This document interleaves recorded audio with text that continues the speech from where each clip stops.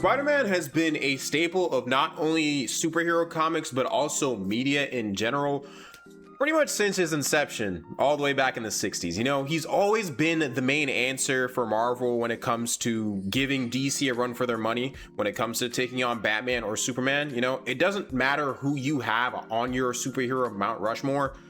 Those three characters are there. The fourth one, it's very debatable who you put there, but we all kind of know who you put there. But you know, those three staples, can't take them off. But out of these three characters, though, I think Spider-Man has the very unique and well-known problem of having shitty stories. That's not the unique part, but it's because of the editorial's refusal to let Peter grow as a character past anything resembling a teenager to a young adult suffering with problems, even though by this point, he should be in his 30s, well established, with a job, maybe married, having kids, family, all that kind of stuff, right? But Spider-Man also has another unique solution to this problem, where there are currently two of them running around within the Marvel Universe at large, with Miles Morales being the younger of the two. Miles is set up as the perfect successor to take on the problems that Peter used to do in his earlier stories, because Miles is that age that Peter was during that era of the story, right?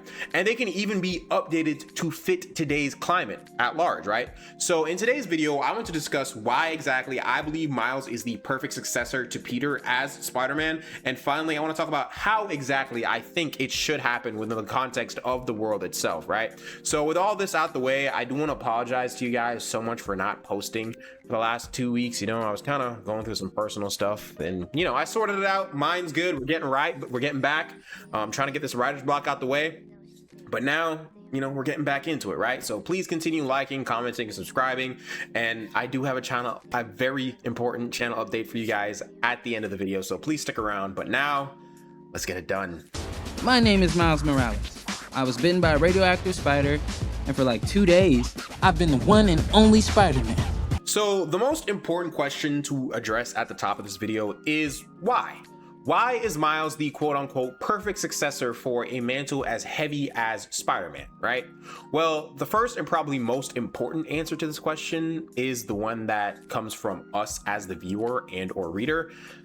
And it's the fact that we all love him. You know, you will be hard-pressed to find a person who doesn't like Miles Morales, unless they're racist or something. And I'm not saying that if you don't like Miles, you're racist, but there is a heavy correlation between racism and people not liking Miles. So I don't think you're in very good company if you don't like Miles, just putting that out there. But from what I've seen from my own little corner of the internet, right, whenever I do see people speak about Miles, his stories and his characterization, at least as of May 5th, 2026, because that's very important to put out there, because comics are ever changing and it could literally shift up tomorrow, because he's getting a reboot soon. So I don't know how people are gonna like him like that, but they always look at him in a more favorable light than they do with Peter. Except for that one, what if Miles Morales was Thor one shot we don't talk about by Odin's Fate on this channel, and that is the last time I will ever be saying those words on this channel. But the point being, though, that since Miles has found his footing as his own character, people have been very warm and open to him and want to see more of him in media, right? And this obviously translates very well to dollar signs, which is the language of these companies, is all they care about, which could also be blamed as to why we're stuck in this predicament with Peter and his not growing, because one, they want synergy, and two, they want to keep him in a space where they're just like, we know this sells, keep doing that, get it out there, right? But back on topic though, because even outside of the comics, there is a huge love for Miles. He's the main character in the most universally praised superhero trilogy ever, with arguably the most anticipated movie of any superhero to come out at the moment, that being Beyond the Spider-Verse. People have been waiting on that shit since 2024. I'm people. I don't know why they thought they could get that shit out, you know, between 2023 to 2024, but whatever. I'm still waiting. Next year, 2027, hopefully Beyond the Spider-Verse. So yes, people love Miles, arguably just as much as they love Peter, you could argue.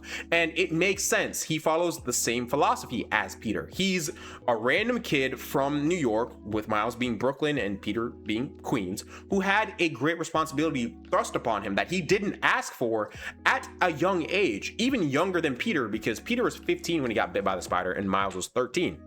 Which leads me to another very important reason as to why he's such a perfect successor. It's the fact that he really drives home the idea that anyone can indeed wear the mask. Peter as Spider-Man was created in the 1960s, you know, a time when superheroes were all predominantly Caucasian, you know, white upon inception.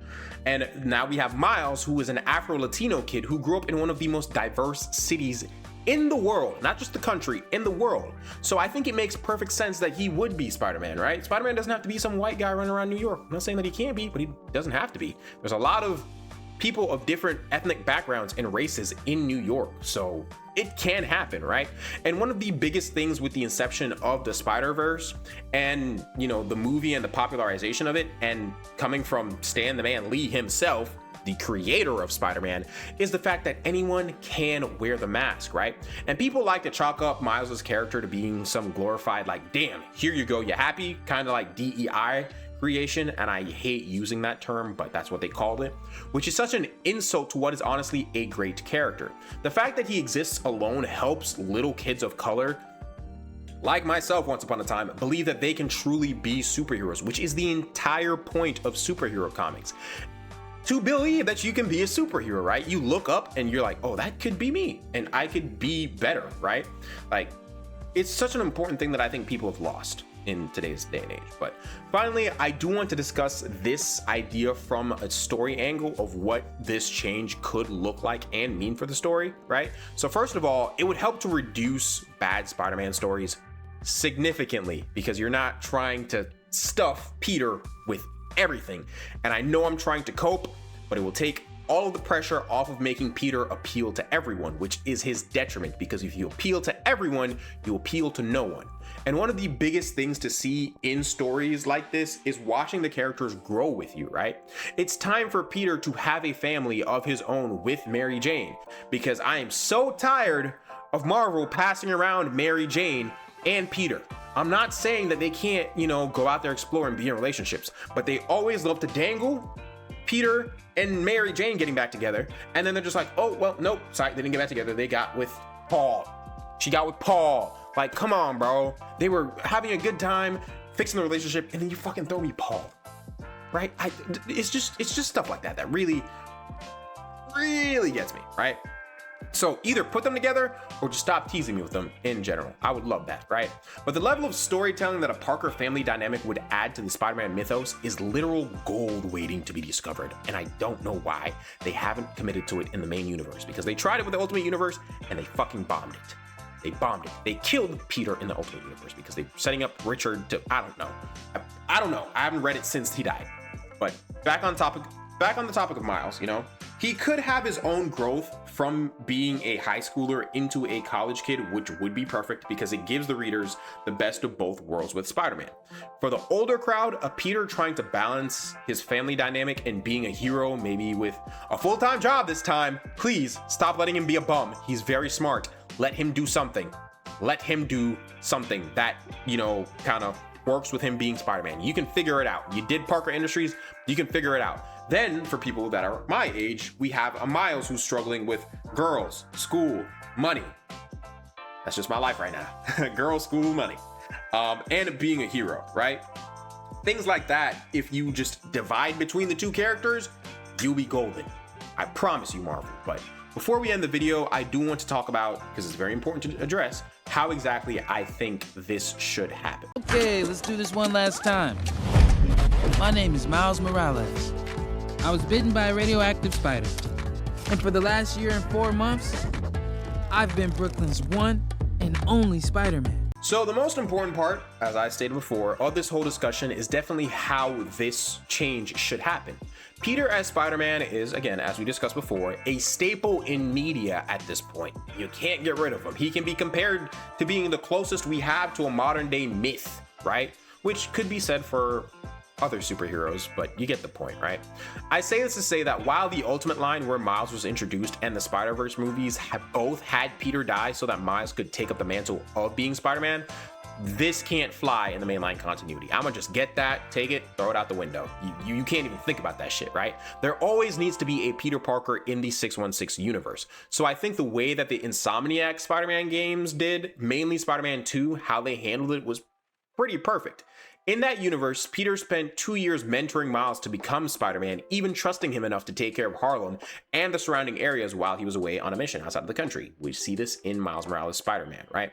Now, of course, I don't think this is the exact route that the comics should take in terms of testing Miles, because by this point in continuity, he's been Spider-Man around 4 years. So needless to say, he's ready to take on the mantle fully. He kind of already has. He's proven his worth, right?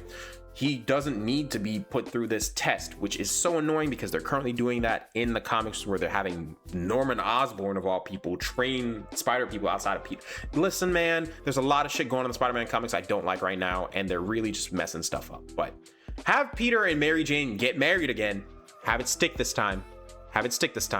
Then finally let them have a kid together. Let them have a family together, right? Whether it be Richard Parker or Mayday Parker. And honestly, you could have Aunt May die. You can have Aunt May die, and that's why they named the daughter Mayday. Because I think that's what, in that universe, why they name her Mayday. Other than the fact that he just loves Aunt May, right? And I'm sorry to say this, I just don't think Aunt May should still be alive. It's been a literal decade. It's been a decade on almost a half since Peter's been 15. May was old as shit in the old, Ditko Stan Lee run, right? He was old as shit back then. She was old as shit back then. You can let her die. Let that old lady rest and go be with the love of her life. Let her go be with Uncle Ben, bro. Let it go. So yeah, let them take a break, raise their kid for a few years. And I don't mean on that time dilation bullshit where you kind of like speed the kid up. I'm looking at you, John Kent in DC. That was bullshit. I love the Super Sons. You didn't need to do that, DC. Didn't like that change. Let the audience watch them raise the kid to a certain age for a couple of years, whether it be, a decade in real world time or more, however long you want it. If you want to stretch that for 20 years like you've done with Peter already, sure, you can do that. And we can get some good stories out of it, because watching Peter be a father and a hero, and then, it would be good, because we kind of get that in Spider-Verse and we love it. Little like Peter B. Parker and May, like him going around with, I don't think he should bring the baby on missions. I'm gonna say that. I do think that's very irresponsible. Mary Jane's right. But like, that's really good. I love that, because it's just good, right? I love seeing superhero families. It's good. I like it. And then in the eventuality, because it always happens that, whenever Miles needs help or when there is a big event, have Peter show up and go help out. And then even outside of Miles needing help for some reason, because he's his own Spider-Man and he has way cooler powers than Peter, for being honest, you could even have it where Peter and Miles split the responsibility of being Spider-Man. Sometimes they go out and patrol together, and then on other nights they have solo patrols where the other may be spending time with their family, or in Miles' case, be a young guy and get to enjoy his life in a way that Peter never did. I'm really surprised that Peter hasn't tried to do something like that, where he's like, dude, you're Spider-Man for sure, great responsibility, but go be a kid. Like, go enjoy that sometimes, and I'll, take care of stuff for the night. Especially because they have such a close relationship in the universe. Like, Peter gets that kind of stuff, but, it just never made sense to me that they don't work together in the comics the way that they do in the games. I'm just gonna put that out there. You can have a crossover comic, and then you can have like solo comics for both of them, because I think they already do that, but have it be more synergized and work well. And they can also have their own stories outside of that. But Spider-Man is the biggest character over at Marvel. He always has been. He was the one who basically set off the superhero movie boom all the way back in the early 2000s. So he's not going anywhere, to say the least. And it sucks to see him be wasted in the comic medium the way he is, because while I can say that, yes, people complain about pretty much anything and everything, I don't think it's crazy to say that Peter has been getting the short end of the stick in terms of quality stories recently. And recently, I mean the past decade, because they keep trying to make him do everything. Miles is the perfect character to help alleviate that problem, and he's very successful. That's why I don't understand why they haven't done it already, right? I think it would make for a much more interesting Marvel universe if they were both used with more respect. I think that they need to be just respected as their own characters, have them do their own thing, and have them pick up for the slack where, one can.